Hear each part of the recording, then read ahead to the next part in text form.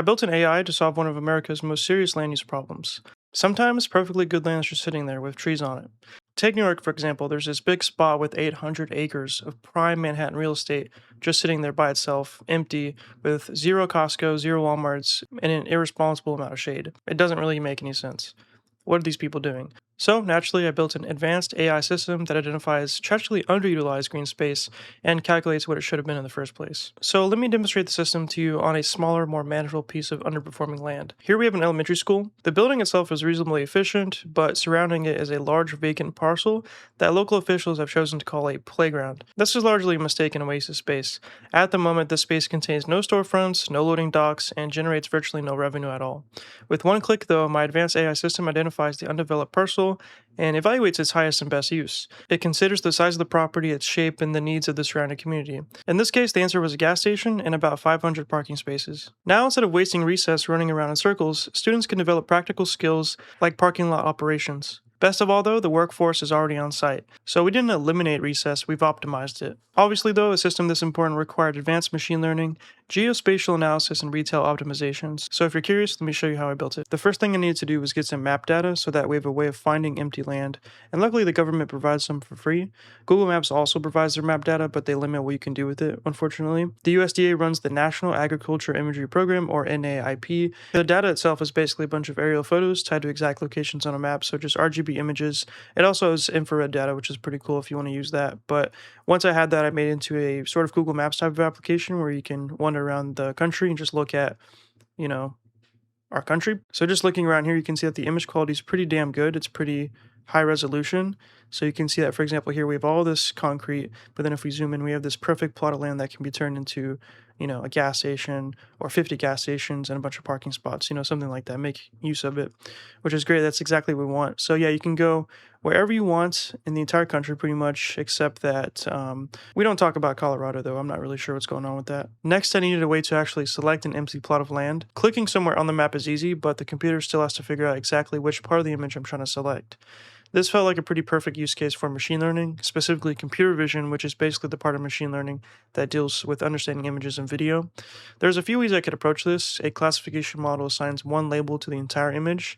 That's pretty much one of the most basic types of models you can do, except that doesn't really help us because it could tell me that there's empty land somewhere in the image, in the picture, but it wouldn't tell me where that land starts or ends. It's not specific enough. It can't go, in this image, here's the exact empty plot that we need. So another type of model is an object detection model, which could draw a bounding box around empty land. That's actually better because it can look at an image and then in that image identify the empty plot of land and put a box around it. But again, that's not specific enough. A bounding box is like it sounds, a box, a rectangle.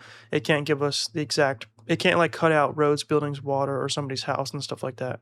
So what I needed was actually a segmentation model. This is a very specific type of model so instead of giving me one label or one box, a segmentation model works pixel by pixel and separates the thing I selected from everything around it. It's very, very cool actually. That gives me an irregular mask or something that's not a static shape like a rectangle that can follow the real shape of the plot and stops at roads or buildings or whatever it needs to do. Basically, I wasn't asking, is there land in this picture? I was asking, which exact part of this picture am I allowed to ruin? Now, when it comes to segmentation models, rather than training my own model from scratch, which I could technically do with the right compute, I started with the SAM 2.1 model, and this is Meta or Facebook's segment anything model. That's why it's called SAM. SAM is a good fit because it's already trained and promptable. Rather than having to train my own model and make it good, I can use this model, which is pretty much good for anything. It takes any image, you give it a prompt of what you're looking for, click it, and it segments it for you, which is really insanely good. So I can give it an image, click on the thing that I want, and it will try and separate that region for me. So under the hood, SAM turns the image into a map of visual features. My click becomes a prompt that basically says, this is the thing that I'm talking about, and then a mask decoder combines the two and predicts which pixel belongs to. So like I said before, pixel by pixel, it classifies it until it has a mask. Essentially, that's the segmentation. So taking the SAM model along with the map viewing application that I just made, whenever I click on a point on the screen, it'll take a 1024 by 1024 image and send it along with where I clicked to SAM, and SAM will try and identify the empty plot of land from that. And then from there, SAM is not perfect because again, it's a pre-made model. It's able to generalize really well on any image. It can do things that's never been specifically told to do, which is great because anyone can use this model, and you don't have to train your own model, like I said, but it's not perfect because of that, right? So I'm having it give me three different masks, three different possible segmentations, and then I'll choose between the three which one I like best, and that's what I can use to build my Costco's. So sometimes it selects one tiny patch of grass, and sometimes the third option is somehow exactly what I want, so it's not, it's just, it depends, right? So I added controls to cycle through them. But at this point, Sam's result is just a collection of pixels. So to put it simply, I take Sam's identified segmentation and I trace the outer lines of it, the outer contour, and I convert every single pixel of that from image pixels, the image coordinates, into latitude and longitude, so with that, now I know how big the plot of land that I've selected is, so I can calculate things like the area in acres and all that good stuff.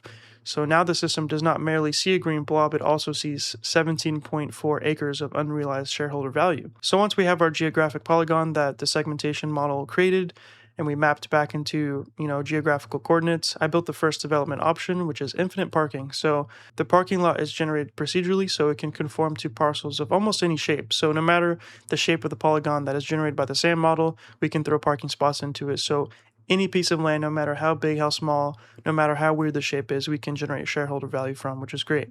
Every stall of parking is 2.75 meters wide and 5.5 meters deep, with 7.3 meter driving aisles. A stall only counts if all four corners fit inside the selected polygon. The system also adds a statistically plausible number of parked cars and lets me rotate the entire grid to test different layouts. Any piece of land can now be expressed in the most universally understood measurement of civic progress: parking capacity. Alright, so let's be realistic here. Parking lot was a strong start, but I felt the system lacked economic vision, so I built a reusable development registry and began adding full commercial sites. Good things like Costco, Walmart, gas stations, all that kind of good stuff. So the way I did it is I used ChatGPT to generate image assets of these various things like, Dollar General or Walmart, and then I gave it actual dimensions that we can then use to figure out if it fits within our polygon created by the segmentation model. So a Costco, for example, requires a 230 by 200 meter site, and the Walmart Supercenter needs a 240 by 205 meter site. So we know the dimensions of everything. Also, I felt like details were important. Each site includes details like loading docks, parking rows, fuel pumps, rooftop equipment, cars, signs, pickup bays, and even a Walmart garden center. We need to be realistic here so we know what fits in these lots. And before an option becomes available in our advanced AI system, the application checks whether the completed rotated site can fit inside the selected polygon. And that was really important. I did not want to irresponsibly place an undersized Costco. Now, the final element of this is, choosing one development at a time still left far too much of the parcel vulnerable to nature. For example, if we did a Costco, all the leftover space was just still nature and wasted land. So I built something called Capitalism Tetris. This doesn't use AI, but it uses a greedy packing algorithm that begins with the largest developments and works down through the catalog. So it tries to fit as many Costco's, as many Walmarts, and then it works down to fitting as many gas stations as possible, finally until it can't fit anything at all and just puts parking lots into the rest of the space. The final report lists every Walmart, Costco, gas station, and Dollar General along with the remaining parking capacity and the percentage of nature retained. The target for nature retained is exactly 0%. We don't want a single blade of grass to go to waste. In the technical sense, a greedy algorithm means that the algorithm accepts the first valid fit and never goes back to reconsider an earlier choice. But it's also greedy in the more traditional sense. Alright guys, hopefully you found that interesting. Now that I've built something that the European mind truly cannot comprehend, I don't want to stop here. Next, data centers.